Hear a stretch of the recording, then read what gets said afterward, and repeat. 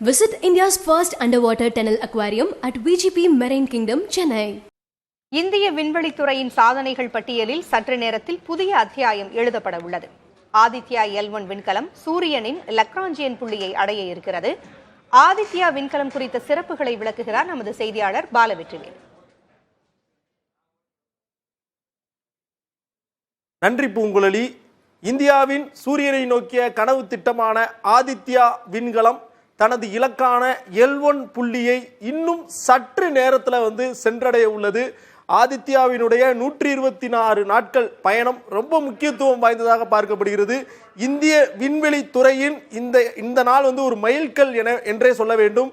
நிலா மற்றும் செவ்வாயை தொடர்ந்து சூரியனையும் ஆய்வு செய்யும் அளவிற்கு இஸ்ரோவினுடைய தொழில்நுட்பமும் அறிவியல் யுக்தியும் வளர்ந்துள்ளது என்பதை தான் இப்போது காட்டுகிறது. ஆதித்யா விண்கலத்தினுடைய சிறப்பு குறித்தும் L1 புள்ளி என்றால் என்ன என்பது குறித்தும் நம்ம முதல்ல விளக்கமாக பார்க்கலாம். அடுத்ததாக தொடர்ச்சியாக நம்மிடம் பேசுவதற்காக முன்னாள் இஸ்ரோ விஞ்ஞானிகள் மற்றும் அறிவியலாளர்கள் இருக்கிறார்கள். தொடர்ச்சியாக நம்ம பேசலாம். சூரியனை நம்ம ஆய்வு பண்ணணும். எதுக்காக சூரியனை ஆய்வு பண்ணணும்னா, சூரியனை சுற்றி தான் அனைத்து கிரகங்களும் இயங்கி கொண்டிருக்கிறது.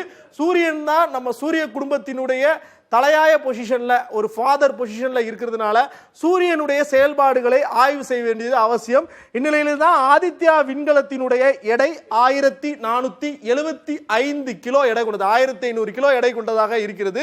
இந்த ஆதித்யா விண்கலத்தில் மொத்தமாக 7 அறிவியல் ஆய்வு கருவிகள் இருக்கிறது. பூமியிலிருந்து செப்டம்பர் மாதம், அதாவது 2023 செப்டம்பர் 2ஆம் தேதி அனுப்பப்பட்ட இந்த விண்கலம் பாத்தீங்கன்னா 4 அறிவியல் ஆய்வு கருவிகள் வரை இதுவரை செயல்பட தொடங்கிருச்சு.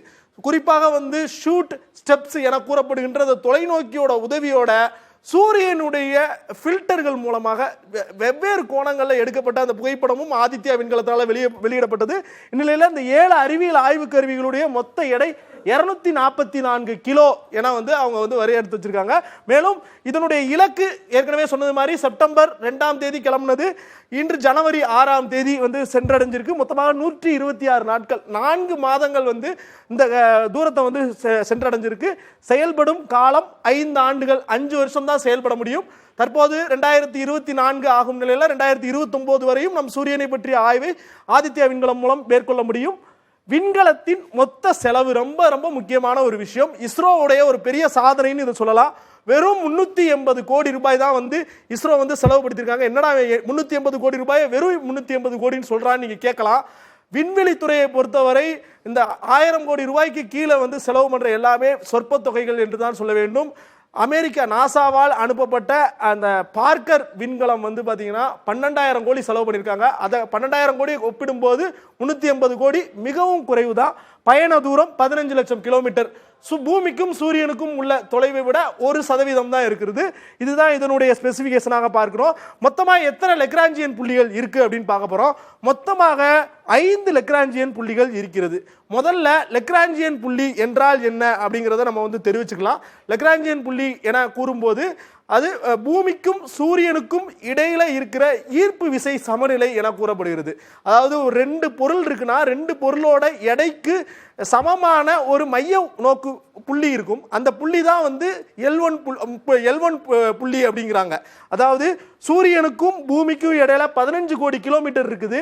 ஆனால் சூரியனுக்கும் பூமிக்கும் இடையில உள்ள சமநிலை புள்ளி எந்த இடத்துல இருக்குது அப்படின்னா இந்த L1 புள்ளி, அதாவது 15 லட்சம் கிலோமீட்டர் தொலைவில் இருக்குது. இதன் மூலமாகத்தான் நம்ம சூரியனை ஆய்வு செய்ய போறோம். இந்த L1 சூரியனுக்கும் பூமிக்கும் இடையில இருக்குது.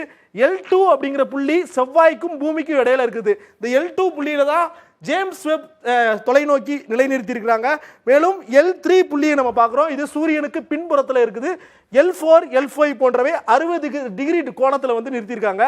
ஏன் L1ல நிப்பாட்டணும், L2, L3லாம் நிப்பாட்டலாம் அப்படின்னு கேட்கலாம். சூரியனை பூமியிலிருந்து ஆய்வு செய்வதற்கு L1 புள்ளி தான் மிகச் சிறப்பான ஒரு இடமாக பார்க்கப்படுகிறது. பூமியினுடைய காந்தப்புலம் மண்டலத்தை தாண்டி சூரியன் குறித்தான முழுமையான ஆய்வு முடிவுகளை நம்ம அந்த பகுதியிலிருந்து மேற்கொள்ளும் போது நிறைய தரவுகள் கிடைக்கும்னு சொல்லப்படுது. எனவே இந்த லெக்ராஞ்சியன் புள்ளிகளுடைய முக்கியத்துவம் பற்றி நம்ம பார்த்துட்டோம். அடுத்து இதனுடைய பாதை எந்த மாதிரி போகுது அப்படின்னு பார்க்குறோம்.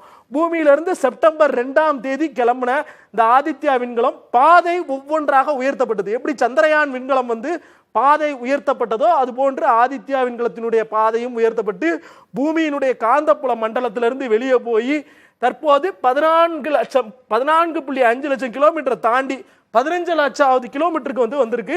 தற்போது ஆதித்யா விண்கலம் இந்த பகுதியில் தான் இருக்குது. இந்த L1 புள்ளியை சுற்றி வருவதற்கான ஹேலோ ஆர்பிட் என கூறப்படுகின்ற ஹேலோ சுற்றுவட்ட பாதைக்குள்ள ஆதித்யா விண்கலம் செல்வதுதான் இந்த திட்டத்தினுடைய முக்கியமான ஒரு வெற்றி இலக்காக பார்க்கப்படுகிறது. இவ்வளவு நாளா அந்த 14.9 லட்சம் கிலோமீட்டர் கடந்துட்டோம். லாஸ்ட் 1 லட்சம் கிலோமீட்டர் இதுதான் இந்த L1 புள்ளி. இந்த L1 புள்ளியை தான் சற்று நேரத்தில் இந்த விண்கலம் கடக்க உள்ளது. இதுதான் ஒட்டுமொத்தமாக ஆதித்யா விண்கலம். அந்த விண்கலத்தினுடைய சிறப்பு, L1 புள்ளினா என்ன, எவ்வளவு தூரம் பயணமாயிருக்கு, இதன் மூலமாக என்ன நமக்கு கிடைக்க போகுது அப்படிங்கிறது தெரிஞ்சுக்கிட்டோம். மேலும் சூரியனுடைய, அதாவது சூரியனை எதுக்காக ஆய்வு பண்ணணும் அப்படிங்கிற மாதிரியான விஷயங்கள் ரொம்ப முக்கியம். சூரியன் அப்படிங்கிறது பூமியை விட 110 மடங்கு அதோட சைஸ் பெருசா இருக்கு. சூரியனுடைய உட்பகுதியில அதாவது மைய கரு பகுதியில 1 கோடி டிகிரி செல்சியஸ் கெல்வின் அளவிற்கு வெப்பநிலை இருக்கிறதா, ஃபாரன்ஹீட் அளவிற்கு வெப்பநிலை இருக்கிறதா கூறப்படுது. மேல் புறத்துல 6500 டிகிரி செல்சியஸ் இருக்குது. ஆனா சூரியனுடைய வளிமண்டலம் என கூறப்படுகின்ற அந்த கரோனல் பகுதியில மேல் புறத்தை விட வெப்பநிலை அதிகமா இருக்கு. இந்த கரோனல் பகுதிங்கிறது சூரியனுடைய மேல் பகுதி, கரோனல்ங்கிறது இதனுடைய வளிமண்டலம். இங்க இருக்கிற வெப்பநிலையை விட வெளியில இருக்க வெப்பநிலை அதிகமா இருக்கு. ஏன் இங்க இருக்கிறத விட இந்த இடத்துல வெப்பநிலை அதிகமா இருக்கு அப்படிங்கிறது ஒரு புரியாத புதிராகவே இருக்கிறது. இந்த புதிருக்கான விடையை கண்டுபிடிப்பதற்காகத்தான் இஸ்ரோ தற்போது ஆதித்யா விண்கலத்தை அனுப்புகிறது. அமெரிக்கா, ஐரோப்பா, ரஷ்ய நாடுகளை தொடர்ந்து இஸ்ரோவும் இந்த சாதனை பட்டியலில் இணைய உள்ளது. பூங்குழலி, அந்த சாதனைக்காக நாமும் காத்திருக்கிறோம். இன்னும் சற்று நேரத்தில் அந்த சாதனை செய்தி சேரும் என்று எதிர்பார்க்கலாம். நன்றி Balavetrivel. Visit India's first underwater tunnel aquarium at VGP Marine Kingdom, Chennai.